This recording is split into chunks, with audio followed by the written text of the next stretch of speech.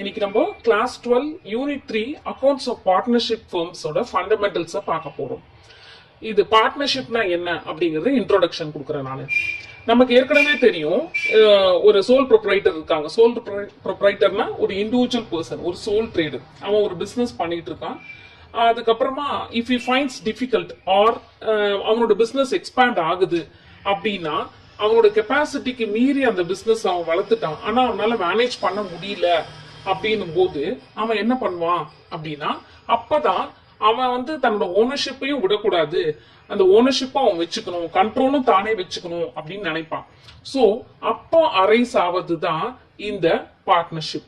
அவனால நிறைய sometimes capital கூட போட முடியாம இருக்கலாம். அவனால கொஞ்சம் கேபிட்டல் வச்சு ஆரம்பிச்சிருப்பான், அது பத்தாம இருக்கும், இன்னும் கேபிட்டல் தேவைப்படும், அவனால மேனேஜ் பண்ண முடியாம இருக்கும். அப்போ இல்ல ஃபர்தரா எக்ஸ்பேண்ட் பண்ணணும்னு நினைப்பான். சோ அந்த மாதிரி சமயங்கள்ல there is a need to combine this capital and the effort with those of another person or persons. ஒருத்தரா இருக்கலாம், இல்ல நிறைய பேரா இருக்கலாம். சோ அந்த மாதிரி அரைஸ் ஆவது தான் இந்த பார்ட்னர்ஷிப். உங்களுக்கு புரியுதா? ஒரு சக்சஸ்ஃபுல் சோல் ட்ரேடர் இருக்கான், அவன் ஸ்டெடியா பிசினஸ் பண்ணிக்கிட்டே இருக்கான். ஒரு கட்டத்துல அவனுக்கு கொஞ்சம் டிஃபிகல்ட்டா இருக்கு மேனேஜ் பண்றது, பிசினஸ்க்கு ஆல் அலோன் பண்றதுக்கு. சோ அவன் எக்ஸ்பேண்ட் பண்ணணும்னு நினைக்கிறான், ஆனா அதே சமயம் அவன ஓனர்ஷிப்பும் கண்ட்ரோலையும் கொடுக்க கூடாதுன்னு நினைக்கிறான். சோ அவன் என்ன பண்ணுவான் அப்படின்னா, he will make others to join in அந்த பிசினஸ்ல. at the same time he will not lose his ownership and the control. so இப்படி அரைஸ் ஆவது தான் இந்த partnership. so this gives rise to the partnership form of the organization. சரி, இந்த business transactions in the books of original entry, posting to the ledger, preparing the financial statement, அதுல எல்லாம் எந்த டிஃபரன்ஸும் கிடையாது. அதாவது சோல் ப்ரொப்ரைட்டர்ஷிப் பண்றதையும் பார்ட்னர்ஷிப் பண்றதையும் மெயின்டைன் பண்றதையும் எந்த விதமான பெரிய டிஃபரன்ஸும் கிடையாது. ஆனா சில இஷ்யூஸ் இருக்கு, ஸ்பெசிபிக் இஷ்யூஸ் இருக்கு. அதுவும் பார்ட்னர்ஷிப்ல அதுக்கு நம்ம செப்பரேட் அக்கௌண்டிங் ட்ரீட்மெண்ட் பண்ணணும்.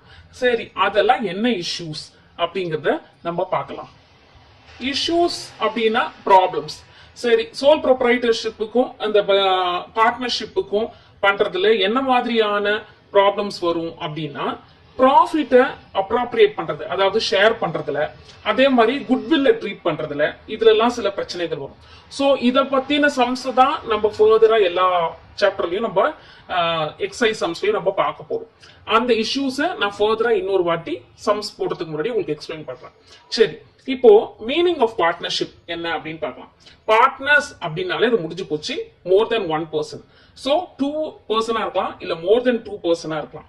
சரி, அவங்க ரெண்டு பேரும் சேர்ந்து என்ன பண்றாங்க அப்படின்னா பிசினஸ் பண்றாங்க. அதுக்கு பேரு பார்ட்னர்ஷிப் பிசினஸ். சரி, எதுக்காக பிசினஸ் பண்றாங்க அப்படின்னா, அவங்க ப்ராஃபிட்டோ ஷேரோ இருந்ததுன்னா அது என்ன ரேஷியோல பிரிச்சுக்க போறாங்கன்னு முதல்லயே அக்ரி பண்ணிக்கிட்டு பிசினஸ் ஸ்டார்ட் பண்ணுவாங்க. அந்த ரேஷியோல ப்ராஃபிட்டா இருந்தா ப்ராஃபிட்டை ஷேர் பண்ணிப்பாங்க, நஷ்டத்துல போனா நஷ்டத்தையும் அவங்க அந்த அக்ரிட் ரேஷியோல ஷேர் பண்ணி தான் ஆகணும். சரி, இந்த ஏ பி சி பார்ட்னர்ஸ் இருக்காங்க அப்படின்னா அவங்க 3 பேரையும் நம்ம பார்ட்னர்ஸ்னு சொல்றோம். சரி, பிஏ பாக்குற அவங்க கிட்ட கேக்குற, ஏன்பா உனக்கு ஏவ தெரியுமா, அவர் யாரு, உனக்கு என்ன வேணும் அப்படின்னு கேட்டாங்கன்னா, அவர் என்னோட பிசினஸ் பார்ட்னர் சார் அப்படின்னு சொல்லுவாங்க. சோ அந்த ரிலேஷன்ஷிப்புக்கு பேரு பார்ட்னர்ஷிப். ஏவும் பியும் சியும் சேர்ந்தது பார்ட்னர்ஸ், அவங்களோட ரிலேஷன்ஷிப் பேரு பார்ட்னர்ஷிப் அப்படின்னு சொல்லுவோம். சரி, இப்போ இந்த பார்ட்னர்ஷிப்போட ஃபீச்சர்ஸ் என்னென்ன அப்படின்னு பார்க்கலாம். அது நான் ஏற்கனவே சொன்ன மாதிரி பார்ட்னர்ஸ் அப்படின்னாலே அது மோர் தென் 1 பர்சன். சோ 2 பர்சன் இல்ல மோர் பர்சன்ஸ் சேர்ந்துதான் ஒரு பிசினஸ் பண்றாங்கன்னா அதுக்கு பேரு பார்ட்னர்ஷிப் பிசினஸ் பேரு. சரி, மினிமம் 2 சொல்லிட்டீங்க, மேக்ஸிமம் எவ்வளவு அப்படின்னா 50 மெம்பர்ஸ் இருக்கலாம் ஒரு பார்ட்னர்ஷிப் பிசினஸ்ல.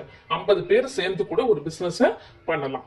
அவங்களோட டாஸ்க் என்ன அப்படின்னா, அவங்களுக்குள்ள என்ன அக்ரிமெண்ட் பண்ணிப்பாங்க அப்படின்னா, எல்லாருமே ப்ராஃபிட்டோ லாஸோ ஈக்குவலா, அதாவது ஈக்குவல்னு சொல்ல முடியாது, அவங்களே அக்ரி பண்ணிருப்பாங்க இந்த ரேஷியோல பிரிச்சுக்கலாம் அப்படின்னு. அது என்னன்ற சொல்றேன், ஏன்னா பின்னாடி அவங்கவுங்க எவ்வளவு கேபிட்டல் போட்டாங்க அதுக்கேத்த மாதிரி பிரிச்சுக்கலாம். இல்ல ப்ராஃபிட் அவங்க முன்னாடியே பிக்ஸ் பண்ணிருப்பாங்க, நீ இவ்வளவு போட்டுக்கோ நான் இவ்வளவு எடுத்துக்கிறேன் அப்படிங்கிற மாதிரி. சோ அதெல்லாம் பொறுத்து தான் அவங்க அந்த அக்ரிமெண்ட்ல மென்ஷன் பண்ணிருப்பாங்க. அது பிரகாரம் அவங்க ப்ராஃபிட்டோ ஷேரோ லாஸும் ஷேர் பண்ணிப்பாங்க. சரி, இந்த அக்ரிமெண்ட் வந்து எப்படி இருக்கலாம் அப்படின்னா ஓரலா இருக்கலாம், இல்ல ரிட்டனா இருக்கலாம், இல்ல இம்ப்ளைடா இருக்கலாம். ஓரல்னா வாட்சாவா இருக்குது, ரிட்டன்னா எழுதி பண்றது, இம்ப்ளைடுனா மறைமுகமாக இம்ப்ளை பண்றது. அதாவது நீ ஒரு பஸ்ஸுக்குள்ள ஏறனா டிக்கெட் வாங்கணும்ன்றது நீ சொல்லாமலே தெரியுது இல்லையா, அந்த மாதிரி தான் இம்ப்ளை. சோ நீ பார்ட்னர்ஷிப்புக்குள்ள நுழைஞ்சிட்டனா சிலதுலாம் இம்ப்ளை, அதுவே உனக்கு உணர்த்திடும். அடுத்தது அவங்களோட ஃபீச்சர்ஸ் என்ன அப்படின்னா பிசினஸ் தான் நடத்தணும் அப்படின்றது, ப்ராஃபிட்டை ஷேர் பண்ணணும் அப்படிங்கிறது. அதே சமயம் இந்த பிசினஸ் வந்து carried on by all or any of them acting for all அப்படின்னா, இப்ப A B and C partners இருக்காங்க அப்படின்னா, ஏ வந்து நான் பிசினஸ் பாத்துக்கிறேன், எனக்கு நிறைய பேரை தெரியும், எனக்கு இது எப்படி பண்றதுன்னு தெரியும் அப்படின்னு சொல்லி அவர் அந்த பொறுப்பை ஏத்துக்கிட்டாரு அப்படின்னா, he is carried on by all or any of them acting for all. ஏ வந்து அவர் வந்து மித்தவங்களுக்காக சேர்த்து அவர் பண்றாரு. ஓகேவா, அதுதான் carried on by all or any of them acting for all அப்படின்னு சொல்றோம். இதுதான் ஃபீச்சர்ஸ் ஆஃப் பார்ட்னர்ஷிப். அடுத்து நம்ம பார்க்க போறது என்ன அப்படின்னா பார்ட்னர்ஷிப் டீட். டீட் அப்படின்னா அக்ரிமெண்ட். இது என்ன பார்ட்னர்ஷிப் அக்ரிமெண்ட் என்னன்னா, அது ஒரு டாக்குமெண்ட், அது வந்து ரைட்டிங்ல இருக்கணும். அது வந்து எல்லா பார்ட்னர்ஸும் அக்ரி பண்ணி எழுதி எது வைக்கிறாங்களோ அதுக்கு பேர் தான் பார்ட்னர்ஷிப் டீட் அப்படின்னு சொல்லுவோம். அடுத்தது கண்டென்ட்ஸ் ஆஃப் பார்ட்னர்ஷிப் டீட், அதாவது அந்த அக்ரிமெண்ட்டுக்குள்ள என்னெல்லாம் இருக்கும் அப்படின்னு பார்க்கணும். ஃபர்ஸ்ட் இது வந்து ஒரு 16 கண்டென்ட் இருக்கு இந்த பார்ட்னர்ஷிப் டீட்ல. அதுல ஃபர்ஸ்ட் ஒன்னு பாத்தீங்கன்னா name, nature, place of the business.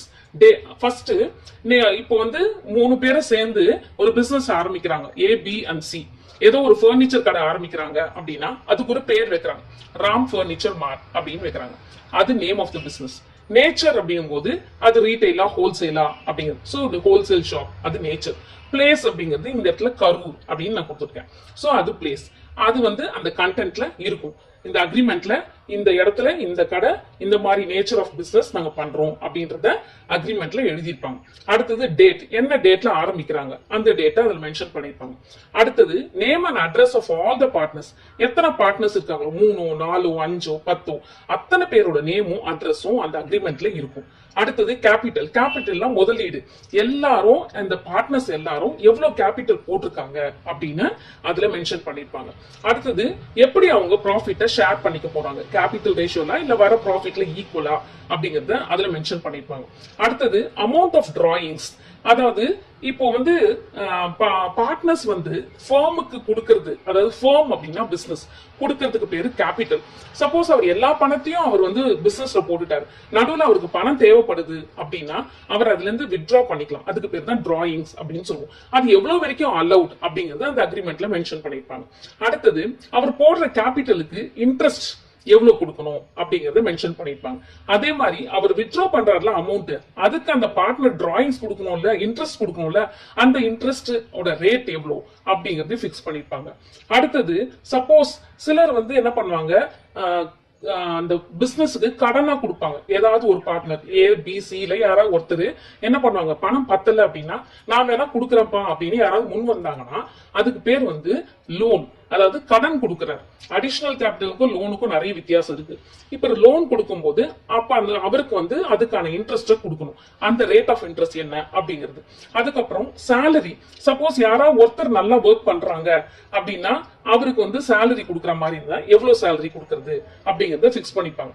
ஓகேவா. அடுத்தது maintenance of accounts and audit procedure, என்ன மாதிரி அக்கௌண்ட்ஸ் மெயின்டைன் பண்ணணும், ஆடிட் ப்ரொசீஜர் என்ன அப்படிங்கறதையும் அதுல மென்ஷன் பண்ணிருப்பாங்க. அதுக்கு அடுத்தது பாத்தீங்கன்னா யாராவது ஒரு புது பார்ட்னர் வர்றாங்க அப்படின்னா அவங்களுக்கு எப்படி அட்மிஷன் எப்படி கொடுக்கணும், எப்படி சேர்த்துக்கலாம் அப்படிங்கறத பிக்ஸ் பண்ணுவாங்க. அப்புறம் ரிட்டையர்மெண்ட் ஆகிறதுக்கு என்ன ப்ரொசீஜர், அவங்களுக்கு எப்படி செட்டில்மெண்ட் பண்றது, அவங்களோட டியூ அமௌண்ட்ஸ் எல்லாம் செட்டில் பண்றது எப்படி அப்படிங்கறத பார்ப்பாங்க. அடுத்தது methods of valuation of goodwill, அதாவது இப்போ வந்து பார்ட்னர்ஷிப்ல ஏற்கனவே ஒரு நல்ல குட்வில் அப்படிங்கிறது ஒரு நல்ல பெயர், ஒரு ஃபர்முக்கு உள்ள ஒரு நல்ல பெயர், அதை வந்து எப்படி வேல்யூ பண்றது, ஏற்கனவே இருக்கிற அசெட்ஸ் லைபிலிட்டிஸ் எப்படி வேல்யூ பண்றது, புதுசா ஒரு பார்ட்னர் வந்தாங்களா இல்ல ஒரு பார்ட்னர் வெளியில போனாங்கன்னா அது எப்படி நம்ம ட்ரீட் பண்றது, அப்புறமா யாராவது இறந்துட்டாங்கன்னா அந்த அமௌண்ட்டை யார்கிட்ட கொடுக்கறது, அப்பாயின்மெண்ட் ஆஃப் எக்ஸிக்யூட்டிவ்ஸ் அதை பத்தி, அதுக்கப்புறமா அந்த ஃபார்மை வந்து அவங்க டிசால்வ் பண்றாங்க, அதாவது க்ளோஸ் பண்றாங்க அப்படின்னா அப்ப எப்படி எல்லாருக்கும் செட்டில் பண்றது, இதெல்லாமே இந்த பார்ட்னர்ஷிப் டீட்ல நமக்கு மென்ஷன் பண்ணி இருப்பாங்க. This is the contents of partnership deed. மொத்தம் 16 பாயிண்ட் இருக்கு இதுல. ஓகே, சரி. இப்போ இந்த பார்ட்னர்ஸ்க்கும் இந்த பிசினஸ்க்கும் என்ன விதமான தொடர்பு இருக்கு அப்படிங்கறத நம்ம பார்க்கலாம். அதாவது இப்போ வந்து பார்ட்னர்ஸ் வந்து என்ன பண்றாங்கன்னா பிசினஸ்க்கு கேபிட்டல் கொடுக்குறாங்க. அப்போ பிசினஸ் பார்ட்னர்ஸ்க்கு என்ன கொடுக்குதுன்னா இன்ட்ரெஸ்ட் கொடுக்குது. அவன் போட்ட முதலுக்கு இன்ட்ரெஸ்ட் கொடுக்குது. அதே மாதிரி பார்ட்னர்ஸ் என்ன பண்றாங்க, பிசினஸ்ல ஒர்க் பண்றாங்கன்னா பிசினஸ் அவங்களுக்கு சேலரி கொடுக்குது. அதே மாதிரி பார்ட்னர்ஸ் வந்து என்ன சொல்றேன்னா, எனக்கு இவனை தெரியும் அவனை தெரியும், என்னால பிசினஸ் நல்லா இது பண்ண முடியும், என்னால நிறைய கான்டாக்ட்ஸ் இருக்கு அப்படின்னு கான்டாக்ட்ஸ் கொடுக்குறவங்க பார்ட்னர்ஸ். அதுக்கு ஃபர்ம் என்ன கொடுக்கும், கமிஷன் கொடுக்கும். அதே மாதிரி எது வந்தாலும் நான் பாத்துக்கிறேன், நான் எடுத்து நடத்துறேன் அப்படின்னு பார்ட்னர்ஸ் என்ன பண்றாங்க, ரிஸ்க் எடுக்கிறாங்க. அதுக்கு ஃபர்ம் என்ன கொடுக்குது அப்படின்னா கிடைக்கிற லாபத்தை கொடுக்குது. ஓகேவா, ப்ராஃபிட்டோ லாஸா இருந்தாலும் அந்த ரிஸ்க் பேர் பண்ணிக்கிறதுக்கு பார்ட்னர்ஸ் தயாரா இருக்காங்க. அதுக்கப்புறமா எல்லா பணத்தையும் பார்ட்னர்ஸ் வந்து பிசினஸ்ல போட்டதுக்கு அப்புறமா காசு வேணும் அப்படின்னு நினைக்கும் போது அவங்க வித்ட்ரா பண்றாங்க அப்படின்னா இந்த பார்ட்னர்ஸ் வந்து பிசினஸ்ல இருந்து எடுப்பாங்க அமௌண்ட். அப்போ அவங்க எடுக்கிற அமௌண்ட்டுக்கு என்ன பண்ணணும், பார்ட்னர்ஸ் இன்ட்ரெஸ்ட் கொடுக்கணும். இப்போ நீங்க பாத்தீங்கன்னா இந்த ஆரோ மார்க் பாத்தீங்கன்னா ஃபர்ஸ்ட் 4மே வந்து பார்ட்னர்ஸ்க்கு பிசினஸ்ல இருந்து கிடைக்கிற பெனிஃபிட். ஓகேவா, yes, capital, work, contacts, risk. கேபிட்டலுக்கு இன்ட்ரெஸ்ட் கிடைக்குது, ஒர்க் பண்ணாங்கன்னா சேலரி கிடைக்குது, கான்டாக்ட்ஸ் கொடுத்தாங்கன்னா கமிஷன் கிடைக்குது, ரிஸ்க் பேர் பண்ணாங்கன்னா ப்ராஃபிட்டோ லாஸோ கிடைக்குது. அதே மாதிரி டிராயிங்ஸ் வித்ட்ரா பண்ணாங்கன்னா ஃபர்முக்கு என்ன பண்ணணும், பார்ட்னர்ஸ் அந்த அவங்க எவ்வளவு அமௌண்ட் எடுக்கிறாங்களோ அந்த அமௌண்ட்டுக்கான இன்ட்ரெஸ்ட ஃபர்முக்கு திருப்பி கொடுத்துடணும். இந்த விஷயத்த நல்லா ஞாபகம் வச்சுக்கோங்க. நம்ம ஃபியூச்சர்ல சம் போடும்போது இது நமக்கு ஹெல்ப்ஃபுல்லா இருக்கும். சரி, நான் இவ்வளவு நேரம் உங்களுக்கு வந்து பார்ட்னர்ஷிப் டீட பத்தி சொல்லியிருந்தேன். Suppose in case partnership deed இல்ல, ஓரலாவும் இல்ல, ரிட்டனாவும் இல்ல அப்படின்னா, டீட் இல்ல அப்படிங்கிற பட்சத்துல அவங்க எப்படி பிசினஸ் நடத்துவாங்க, என்ன மாதிரி என்னென்ன applications of the provisions of the Indian partnership act 1932 அப்படின்னா, if there is no partnership deed அப்படின்னா அந்த பார்ட்னர்ஸ்க்கு சேலரி கொடுக்க மாட்டாங்க. அடுத்தது ப்ராஃபிட் ஷேரிங் ரேஷியோ வந்து எப்படி பேஸ் பண்ணிருப்பாங்கன்னா ஈக்குவலா ஷேர் பண்ணிப்பாங்க. அதே மாதிரி இன்ட்ரெஸ்ட் ஆன் கேபிட்டல் பார்ட்னர்ஸ்க்கு கிடையாது. இன்ட்ரெஸ்ட் ஆன் லோன் வந்து 6% தான் கிடைக்கும். ஓகேவா, சோ பார்ட்னர்ஷிப் டீட்ல எதுவும் மென்ஷன் பண்ணல, ஆப்சன்ஸ் ஆஃப் பார்ட்னர்ஷிப் டீட் அப்படின்னா இப்போ இதுதான் அவங்களுக்கு பார்ட்னர்ஸ்க்கு சேலரி கிடையாது, இன்ட்ரெஸ்ட் ஆன் கேபிட்டல் கிடையாது, ப்ராஃபிட் வந்து ஈக்குவலா ஷேர் பண்ணணும், இன்ட்ரெஸ்ட் ஆன் லோன் ஆக 6% கொடுக்கணும். சரி, இப்போ இதுல வந்து ஒரே ஒரு சம் இல்லுஸ்ட்ரேஷன் சம் நான் உங்களுக்கு ஒர்க் அவுட் பண்ணி காமிக்கிறேன். மீதி வரதெல்லாம் நான் எக்ஸசைஸ் சம் தான் போடுவேன். கொஞ்சம் கன்வீனியன்ஸ் சேக்குக்காக நான் ஒரு ஃபர்ஸ்ட் சம் மட்டும் எடுத்திருக்கேன், அதை நம்ம பார்க்கலாம். சரி, illustration 1ல பாத்தீங்கன்னா A, B, C, D are partners in a firm. There is no partnership date. How will you deal with the following? So first one, A has contributed maximum capital. He demands interest on capital at 12% per annum. அதாவது ABCD 4 பேரும் பார்ட்னர்ஷிப்ல இருக்காங்க. ஆனா partnership deed இல்ல, அவங்களுக்குள்ள agreement இல்ல. அப்ப எப்படி இதை டீல் பண்ணுவீங்கன்னு கேக்குறாங்க. ஃபர்ஸ்ட் என்ன சொல்றாங்கன்னா, ஏ வந்து நிறைய மேக்ஸிமம் கேபிட்டல் கொடுத்துருக்காங்க, அதனால எனக்கு 12% கேபிட்டல் இன்ட்ரெஸ்ட் ஆன் கேபிட்டல் கொடுங்க, நான் கொடுத்த முதலுக்கு எனக்கு அதிகமான வட்டி கொடுங்க அப்படின்னு கேக்குறாரு. இது அலௌடா கிடையாது. ஏன்னா நம்ம ஃபர்ஸ்ட் இது என்ன பாருங்க, interest on third point, interest on capital என்ன பண்ணக்கூடாது, கொடுக்க கூடாது. எப்போ நமக்கு வந்து பார்ட்னர்ஷிப் டீட் இல்ல அப்படின்னா. சோ அதுக்கான ஆன்சர் நம்ம if the partnership deed is silent na A is not entitled to interest on capital அப்படின்னு எழுதணும். இந்த சம்முக்கு ஆன்சர் வந்து நம்ம ஸ்டேட்மெண்ட்டை தான் எழுதுவோம். இது எதுவும் ஒர்க் அவுட் பண்ற வேலை இல்லை, நமக்கு புரிஞ்சிருக்கா அப்படின்னு பார்க்கறதுக்கு தான். So first one, A is not entitled to interest on capital. இப்போ செகண்ட் ஸ்டெப் பாத்தீங்க அப்படின்னா, B has withdrawn 1000 per month. Other partners ask B to pay interest on drawings at 10% per annum, but B does not agree to do it.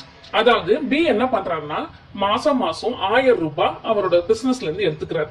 So அவர் வந்து என்ன சொல்றாருன்னா, other partners என்ன சொல்றாங்கன்னா, வட்டி கொடு, 10% வட்டி கொடு அப்படின்னு கேக்குறாங்க. But B does not agree to it. ஏன் அப்படின்னா அக்ரி பண்ண மாட்டார் தான். ஏன்னா பார்ட்னர்ஷிப் டீட் சைலண்டா இருந்ததுன்னா இன்ட்ரெஸ்ட் ஆன் டிராயிங்ஸ் பொறுத்த வரைக்கும் இட் இஸ் நாட் சார்ஜபிள். எப்படி இன்ட்ரெஸ்ட் ஆன் கேபிட்டல் சார்ஜபிள் இல்லையோ, அலௌட் இல்லையோ, அதே மாதிரி இன்ட்ரெஸ்ட் ஆன் டிராயிங்ஸும் சார்ஜ் பண்ணக்கூடாது. சோ இதுக்கான answer, no interest is chargeable on drawings, therefore B need not pay interest on drawings. இதுதான் இதுக்கான ஆன்சர். அடுத்தது third point. Loan advanced by the C to the firm rupees 10,000. He demands interest on loan at 9% per annum. A and B do not agree with this. அதாவது ABC 3 பேர் பார்ட்னர்ஸா இருக்காங்க. C வந்து என்ன பண்றாரு, பிசினஸ்க்கு கடன் கொடுக்கறாரு, 10,000 கொடுக்கறாரு. ஓகேவா? அதுக்கு இன்ட்ரெஸ்ட் ஆன் லோன், அந்த லோன் கொடுத்ததுக்கு இன்ட்ரெஸ்ட் அவர் வந்து 9% கேக்குறாரு.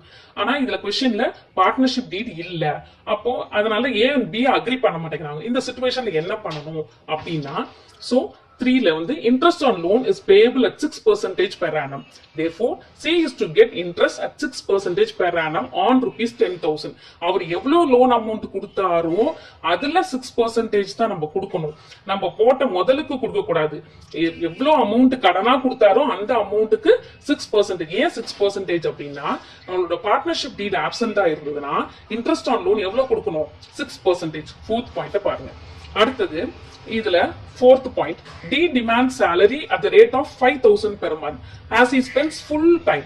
B and C do not agree with it. B என்ன பண்றாரா, ஃபுல்லா வேலை செய்யறாரா, அதனால எனக்கு எவ்ரி மந்த் 5,000 salary கொடுக்கணும் அப்படின்னு கேக்குறாங்க. ஆனா B யும் C யும் அக்ரி பண்ணிக்கல. இப்ப என்ன பண்ணணும் அப்படின்னா, அவருக்கு சேலரி கொடுக்க கூடாது. ஃபர்ஸ்ட் பாயிண்ட் பாத்தீங்கன்னா, ரெமுனரேஷனும் சேலரியும் என்ன பண்ணக்கூடாது, கொடுக்க கூடாது. எப்போ, if there is no partnership deed. So அதுக்கான ஆன்சர் பாத்தீங்கன்னா, D is not entitled to salary அப்படின்னு எழுதும். அடுத்தது ஃபிஃப்த் பாயிண்ட் பாத்தீங்கன்னா, A demands the profit to be shared in the capital ratio, but B, C and D do not agree. அவர் என்ன பண்றாரா, ஏ வந்து நான் ஆளாளுக்கு எவ்வளவு கேபிட்டல் போட்டோமோ அந்த ரேஷியோல ப்ராஃபிட் பிரிங்க அப்படின்னு கேக்குறாங்க. அவங்க கிட்ட பார்ட்னர்ஷிப் டீட் கிடையாது. அப்போ அவங்க ப்ராஃபிட் எப்படி பிரிக்கணும், ப்ராஃபிட் ஷேரிங் ரேஷியோ வந்து ஈக்குவலா இருக்கணும். சோ இங்க என்ன எழுதணும், profit should be distributed equally அப்படின்னு எழுதணும். So this is the answer for the illustration 1. இத வந்து நம்ம ஸ்டேட்மெண்டா தான் நம்ம எழுதணும். ஓகே, இது தவிர்த்து இன்னொரு விஷயம் நம்ம இதை வச்சுக்கோங்க, இதை ஞாபகம் வச்சுக்கோங்க. ஃபர்தரா வர சம்முக்கு நம்ம இதை ஒர்க் அவுட் பண்ணி பார்க்கலாம். ஆப்சன்ஸ் ஆஃப் அக்ரிமெண்டா இருந்தா ஒரு ரீகேப் தான் இது. No interest is allowed, no interest is allowed in capital, no interest is charged on drawings, no salary or remuneration given to the partners. Interest on loan வந்து 6% தான் per annum. If mentioned in the deed அப்படின்னா interest on capital எப்படி கொடுக்கணும், partnership டீட்ல capital பத்தி interest on capital பத்தி mention பண்ணியிருந்தாங்க அப்படின்னா அவங்களுக்கு எப்படி இன்ட்ரெஸ்ட் கொடுக்கணும்னா, பிசினஸ் வந்து லாஸ்ல போச்சுன்னா இன்ட்ரெஸ்ட் கொடுக்க கூடாது. சப்போஸ் பிசினஸ் வந்து ப்ராஃபிட்ல போச்சுன்னா இன்ட்ரெஸ்ட கொடுக்கணும். அதே சமயம் அந்த ப்ராஃபிட் வந்து இன்ட்ரெஸ்ட் ஆன் கேபிட்டலோட கம்மியா இருந்ததுன்னா அப்ப என்ன பண்ணணும்னா அது கேபிட்டல் ரேஷியோல தான் கொடுக்கணும். சோ இதை பேஸ் பண்ணி உங்களுக்கு சம்ஸ் போடும்போது you will have a better understanding. இதை நல்லா ஃபுல்லா பார்த்து வச்சுக்கோங்க. அடுத்த வீடியோல நம்ம சம்ஸுக்கு போவோம். அதுக்கு முன்னாடி நம்ம வந்து fixed capital method, fluctuating capital method பார்த்துட்டு அதுக்கப்புறம் இந்த இன்ட்ரெஸ்ட் ஆன் கேபிட்டல் பத்தி சம்ஸை பார்ப்போம். Hope you understood. தேங்க்யூ.